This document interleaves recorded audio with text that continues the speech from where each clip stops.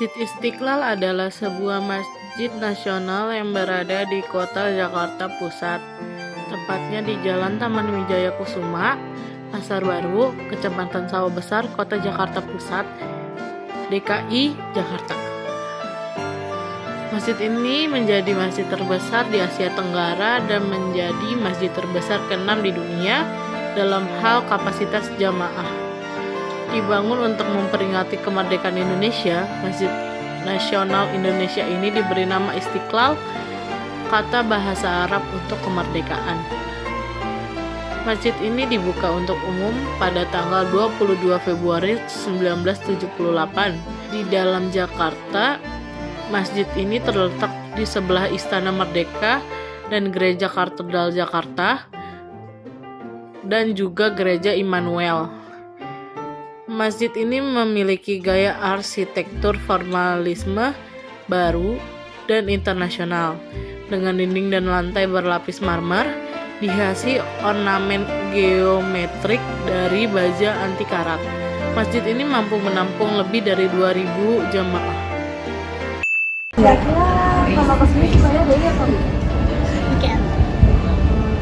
Kira-kira apa saja fasilitas Nanya sih, ukurannya di sini. nyaman aja gitu, adem. Kira-kira kenapa Masjid Istiqlal menjadi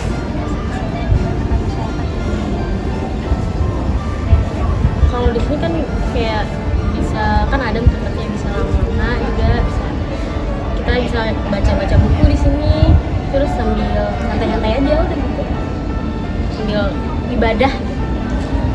Makasih ya Kak.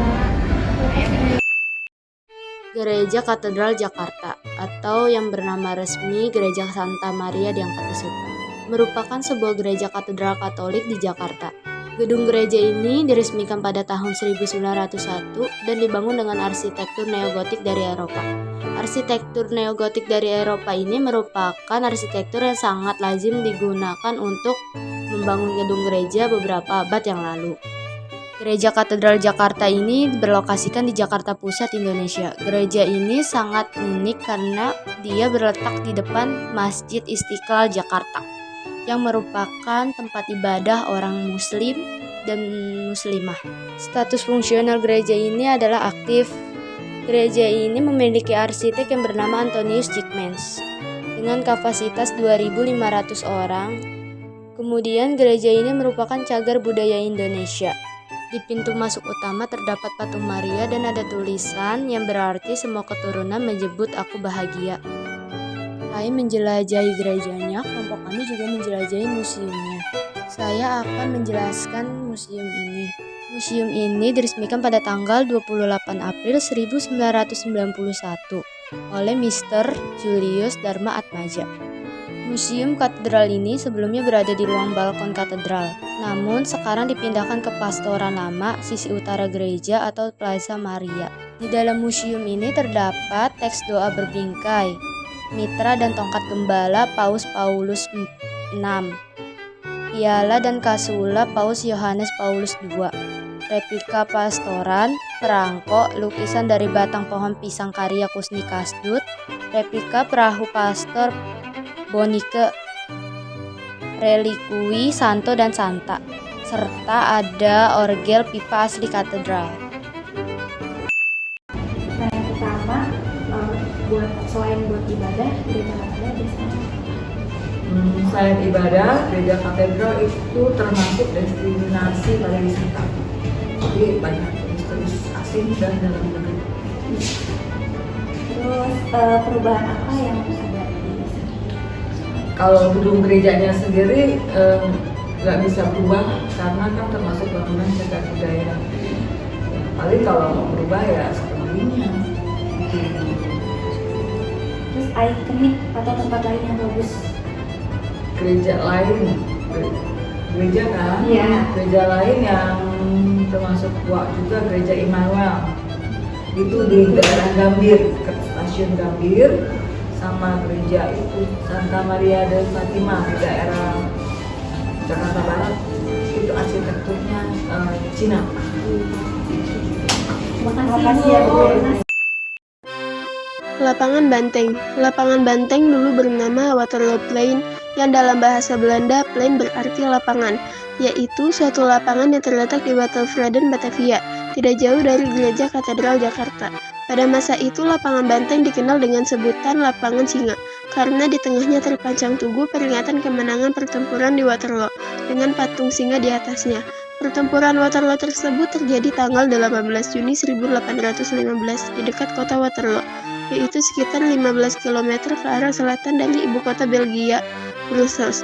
Pertempuran itu merupakan pertempuran terakhir Napoleon melawan pasukan gabungan Inggris, Belanda, Jerman. Pertempuran ini juga dicatat dalam sejarah sebagai penutup dari 100 hari sejak larinya Napoleon dari pengasingannya di Pulau Elba. Sedangkan Tugu Singa tersebut didirikan pada zaman pemerintahan pendudukan tentara Jepang tahun 1942 sampai 1945. Setelah Indonesia merdeka, namanya diganti menjadi Lapangan Banteng. Terdapat kemungkinan pada zaman dahulu tempat yang kini menjadi lapangan itu dihuni berbagai macam satwa liar seperti macan, kijang, dan banteng. Pada waktu J.P. Cowen membangun kota Batavia di dekat Muara Ciliwung, lapangan tersebut dan sekelilingnya masih berupa hutan belantara yang sebagian berpaya-paya. Kira apa yang membuat pengunjung tertarik untuk ke tempat ini? Salah satunya pertunjukan air mancur itu adanya setiap hari Sabtu dan hari Minggu.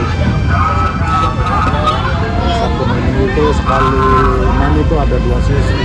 Kamu jemput apa balik? Sesi itu buat itu yang membuat pengunjung tertarik main ke sini. Buat apa?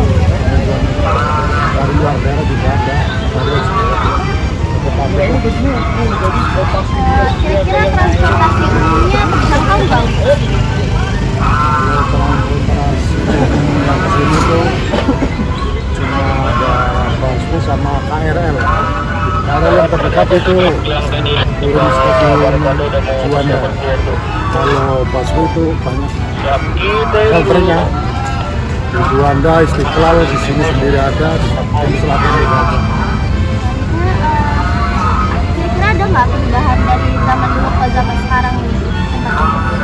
Ini perubahan yang mencolok, yang menonjol itu di tahun 2017 setelah direvitalisasi itu masih gubernurnya Pak Ahok. Ini perubahan yang terbesar itu dari mulai awalnya belum ada tribun, dibangun tribun, ada kolam air mancur, terus dibangun kolam air mancur. Itu perubahan yang sangat menonjol di Taman Lapangan ini. Terima kasih ya Pak.